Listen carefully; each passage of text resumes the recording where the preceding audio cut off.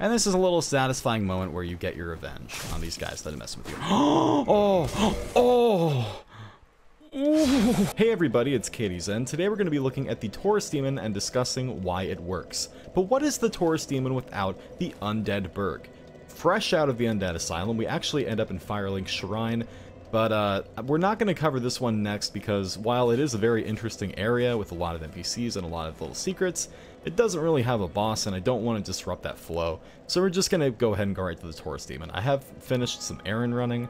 I'm at +2 Estus Flask. I got the one in, New Londo, the one in Blighttown, and some other minor stuff like I have the binoculars, but I want to take this opportunity to address a concern that if you're a sentient mammal, it should be on your mind already. You're probably thinking, KD, you dipshit. One episode, you're already on a new character, huh? Who the fuck is this? Well, I'm happy to introduce Ranch Boy Mark II. You see, the thing that happened was in the original recording of this episode, I was thinking, what should I level? And I leveled Dex, thinking I would switch it up a bit, but, I mean, I just couldn't live with myself after that, so I think what I want to do for this playthrough is kind of go for the weapon I used for my first playthrough, which is the Battle Axe. And, so yeah, Ranch Boy Mark II, I'm not really sure what to make of him. His skin didn't come out as creamy as before. It's a little yellowish. I don't know, something must have gone wrong in the mix. But he does have a great innovation on his forehead, which, if it's a rainy day outside, it actually catches the rain and slides down to the side of his face, therefore not, disrupting his vision. But an unfortunate side effect of that is that it looks like he has been clobbered in the face quite substantially. Anyways, let's actually get on with this episode. So, I'm actually going to let you guys do a lot of the learning, because while I tried to analyze and pick apart every single encounter that happened, I want you to try to figure it out for yourself. So, through these encounters coming up, I want you to take a look at them and think about what kind of evolution is happening. I'll give you the first answer for free, I mean, it is multiple choice. Oh shit, that almost got me.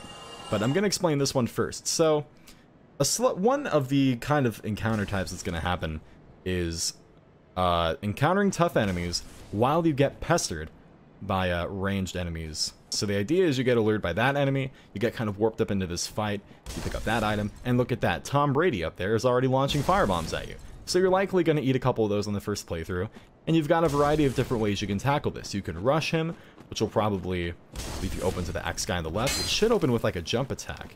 Oh, he usually does if you get close to him. That's the guy that does the jumping attack to get to the stairs. I'm surprised he got aggroed this early.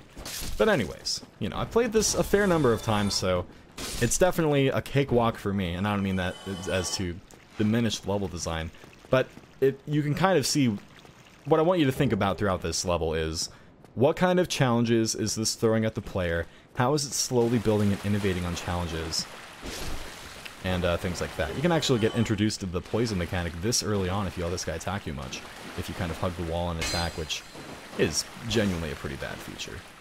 Anyways. This canal is one of the most important aspects of the early game, because it's one of the first huge Dark Souls nut-inducing moments when you finally link the shortcut up. But alas, here we are, the titular area of the video, the Undead Burg. Pretty simple encounter right here. Which can actually, a lot of these early encounters for these kind of schmucks can be solved with some R1 spam and some good shit like that. We walked right past the barrels, but you actually can go down into an extension of this early area, which I actually didn't know about for a long time. Maybe that item can allure you in a way if you let it catch you. That hollow is actually going to take the pathing all the way up here and climb that ladder and drop down and find us, which really impresses me. So, he'll catch up at some point. But we're not really going to go down there. All you find is some rubbish, but it's just a good example of the classic interlocking level design of the Soul series that we'll see so much. Another great fog gate. By this time in the game, fog gates should be representing a substantial step forward in the level. So now we have another iconic moment of the first area, which is a little bit of foreshadowing with this giant red drake. And this encounter coming up is a little bit of a doozy, because it's one of the most pestering ranged threats they have to deal with in a fight, especially this early on. The crossbow, what a lot of people end up doing is just rushing through, which is a valid strategy. Talking and playing is tough. I apologize. Yeah, I'll blame it all on that. I've got my excuse ready. So what I usually do is I just rush forward and take him out. And then at this point, you should see the bonfire and just think, oh my god, I feel so safe and welcome. And what I love about this bonfire that we're going to see with a lot of the bonfires in this game, which is a feeling it's been kind of diminished in the future games, is you've got one bonfire, and the level sort of wraps itself around it, rather than long stretches of level with multiple bonfires. I think what they were going for with 3, they talked about that sacrifice mechanic, so it could have worked, but that's a topic for an entirely different video. Now, I mentioned in the last video that they taught you about the kick, but they didn't really teach you what it did. This is that vital moment where the kick becomes extremely useful. You could sit here for 20 minutes and wait for a counterattack, and maybe you think, I'm tired, I'm gonna hit him with like a strong or something. No, it clanks, and you suffer a shit ton of stamina loss.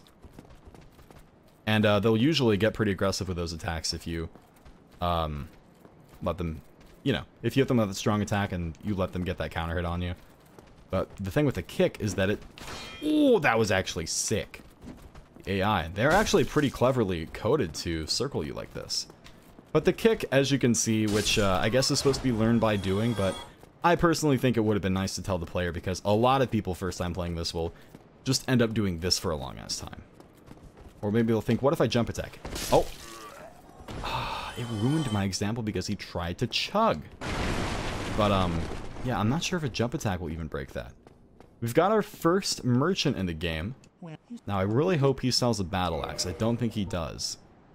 If he doesn't, and if we don't get a drop, we can always buy one from Andre.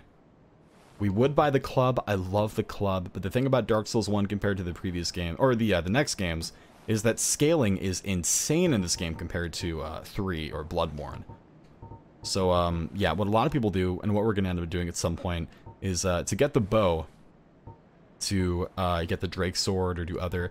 There's a lot of stuff you can do with the bow this early on, but for now, I don't think we're going to buy anything. We should note this key that you can buy, which if you're observant enough, you can kind of decide for yourself if you want to take this gamble and get this key to sort of... It's an investment. And this early in the game, 1,000 souls is quite a bit, so...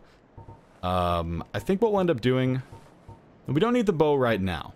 And we're not going to buy the Residence Key because I have the Master Key. And I can kind of point out how it's applied in the game. And we're not really doing sorcery, so don't worry about that. Classic Miyazaki trick with this guy. I don't think anyone is going to be walking up to these inanimate objects, which exist purely to sexually satisfy yourself by watching them explode into, you know, 1,000 pieces, which is admittedly one of the best parts of this game. Not sure what to make of this part. Miyazaki just kind of, he went into the RPG Maker, drag and drop paint tool, and just kind of pasted a bunch of hollows. Oh my god. And it's working. It's kind of an interesting tactic that a lot of people, first time, won't expect.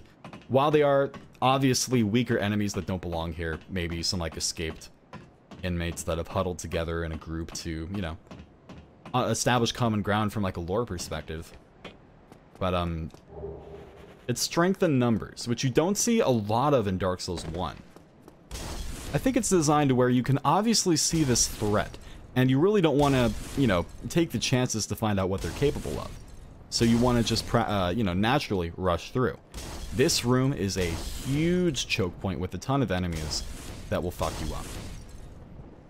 You've got that guy waiting to rush in. I think a couple axe users and one elite hollow, which will kind of simulate what the natural player would do. Now, if you did have a bow at this point, you could very easily do ranged battle, get out of the way rock, and take them out fairly easily, which is it's good that you have that option available to use the player. But we'll go ahead and rush forward. I don't think you can jump down from here to get to that. I'm not sure. I think I got debated by that at one point, but it didn't work. What's really helping me in a lot of these encounters is that after playing it so much, you have all this confidence, which is naturally not going to come to a new player because these encounters exist purely to familiarize yourself and learn by doing. There are so many subtle nuances to the combat, such as the most minus on block. Wait, or would it be plus on block? Anyways, counter hits, blocking hits, then countering. All these little subtle nuances that you'll practically learn by playing. You'll think, huh, when I block an attack and it clanks, he's very vulnerable after, you know what I mean? This is another great little choke point that gets a lot of players, because what happens is that they get funneled into this little walkway. You've got that one in the middle, will throw fire bombs. Let's roll out of the way. It's all about stamina management and memorizing animations. And these enemies are actually, you know, not too crazy of a threat. So if you're an action game, you know, veteran, we should be good. Hey, so something pretty funny happened in this area. I think I'm just going to throw it in right here. This happened in my first recording. And this is a little satisfying moment where you get your revenge on these guys that mess with you.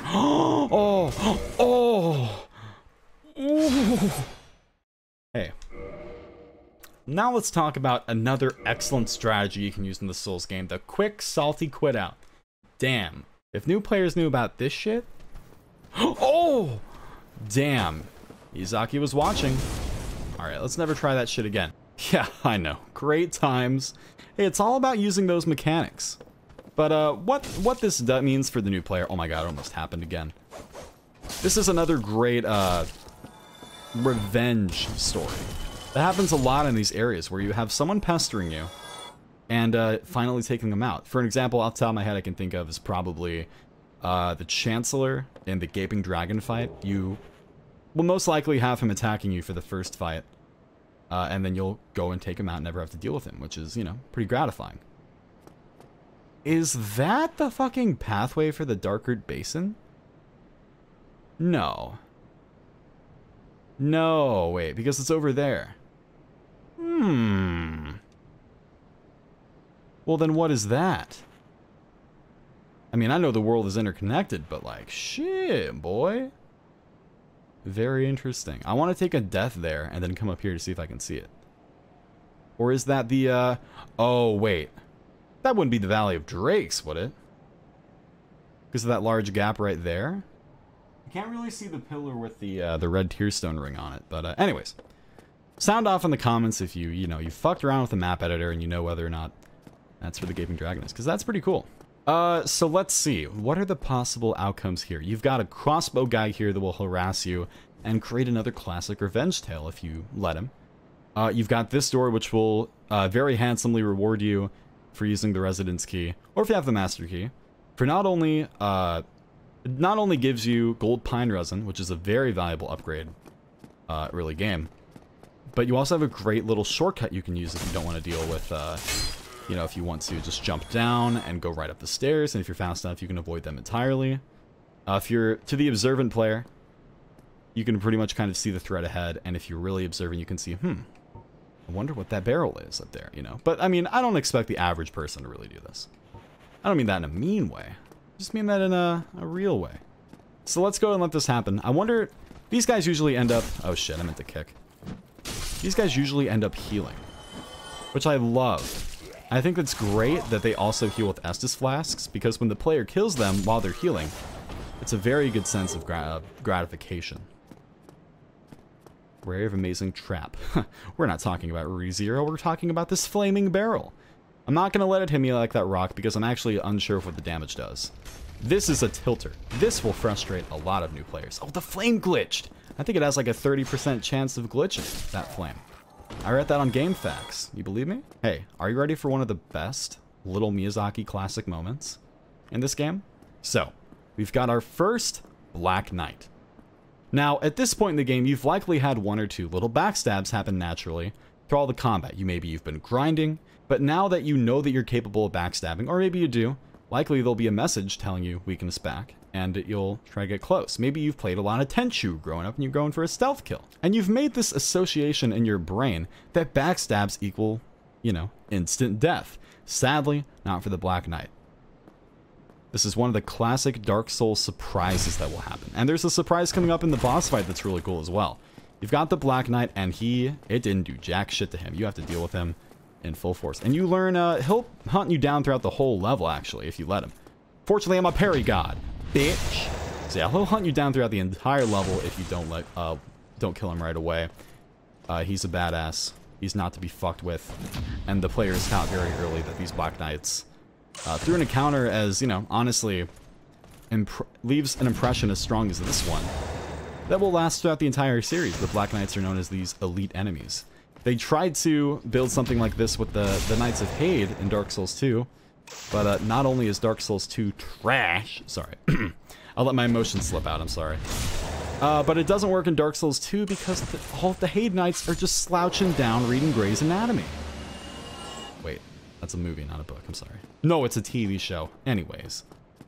And if you do kill the Black Knight, or if you just run past him, you get the blue Tearstone ring, and you get sexually rewarded for your troubles. That Black Knight, that Black guy, oh my god. That Black Knight can drop a Black Knight sword, which if you get that sword this early in the game, and you build to get it, the playthrough is fucked, because that sword is so goddamn good, it'll carry you through the whole game.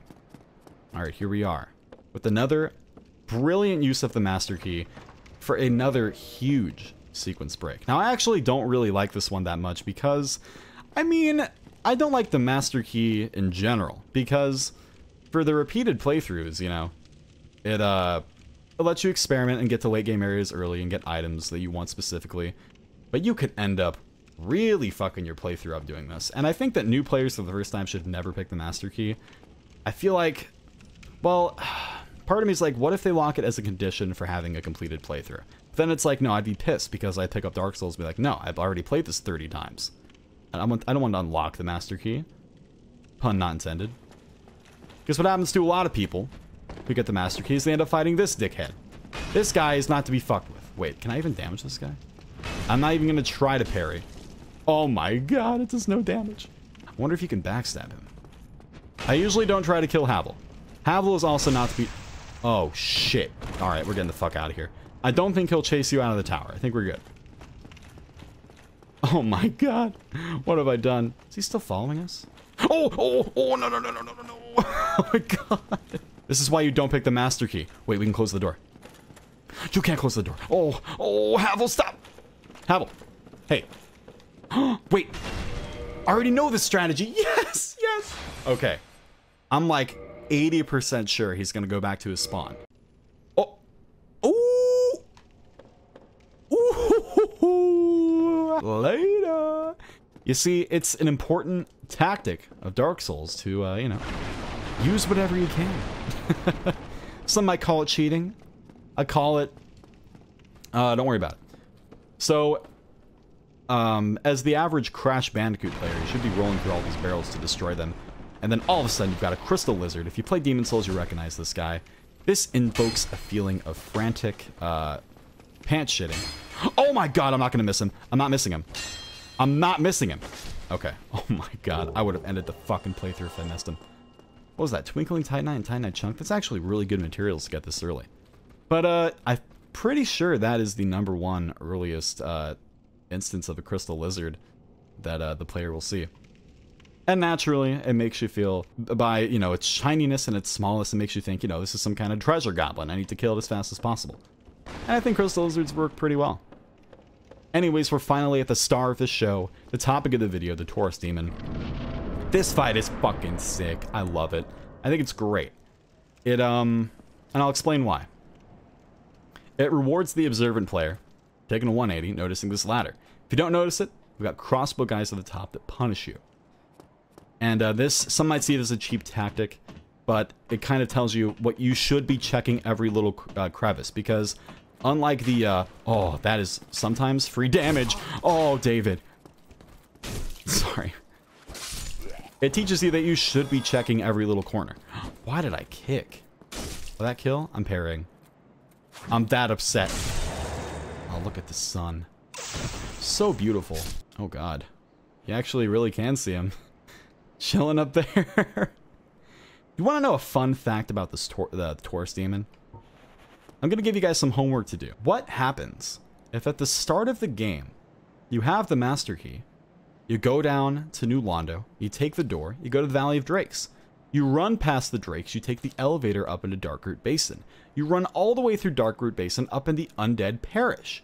And because the Taurus Demon is optional, you can actually fight your way all the way reverse through Undead Parish up to this bridge with the dragon and fight your way back through and go up these stairs.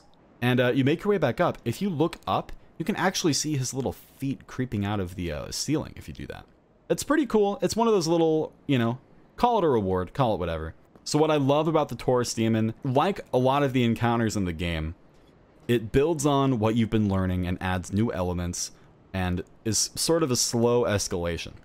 We're still at the point of the game where they're going to give us a massive crutch and for us to use, but I don't really dislike this crutch because it gives you that same feeling of satisfaction when you do it. But the thing I love the most about this fight is once you aggro him, and I'm only going to do this once because he's actually a pretty easy boss if you can dodge well.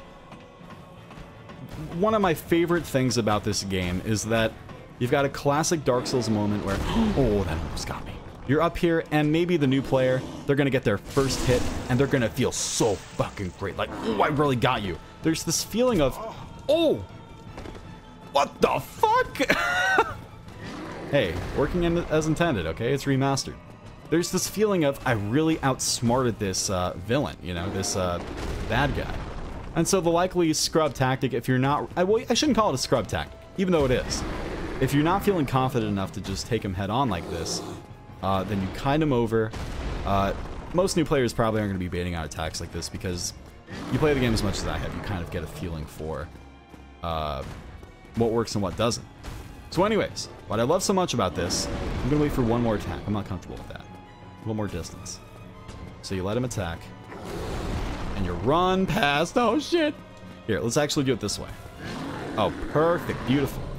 So at this point, you're like, I've got this bitch's number on fucking speed dial. I know exactly what to do. And I'm feeling as high as a kite. I'm outsmarting him, I'm outplaying him. And you're up here and you're taunting him and you're unzipping your pants. Peeing on him a little bit. Ah, look at you. You're so stupid, little boy. And this is a classic Dark Souls. The game is always meant to surprise, you know? Oh, that is just so badass. I love that shit so much. And the new player, I moved away. But if you're against that edge, it's just a classic, you know, oh my god.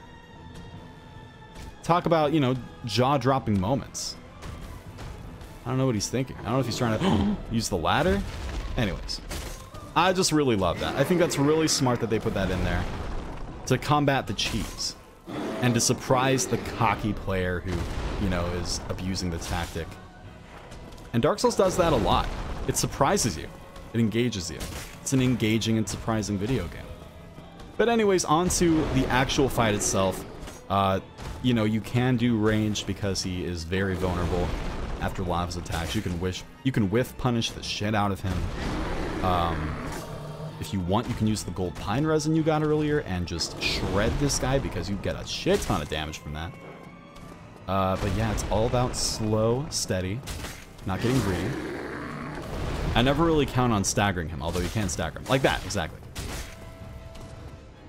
And if you know enough of his attacks, you know that he's very slow on the start, and while he does cover a huge area, he leaves himself pretty vulnerable after a lot of them. I don't think he has any combos. That might be a combo. Another thing you can actually do, and I'm not feeling, you know, I don't want to do this shit over again. You can make him fall off. I don't think there's a viable strategy for making him fall off. But that is the thing that can happen. Another victim slain by ranch boy. And another boss observed on why it works. That's going to do it for this part, guys. The next part, we're going to be looking at the Bell Gargoyles and the Undead Parish, which is where the game really starts to throw some shit at you, involving quest lines and multiple boss encounters. That's going to wrap up this part. In the next part, we're going to look at the barrel... what time is it? 2:20 a.m., just to give you an idea where my mental state is. Next part, we're going to be looking at the barrel... Oh my god!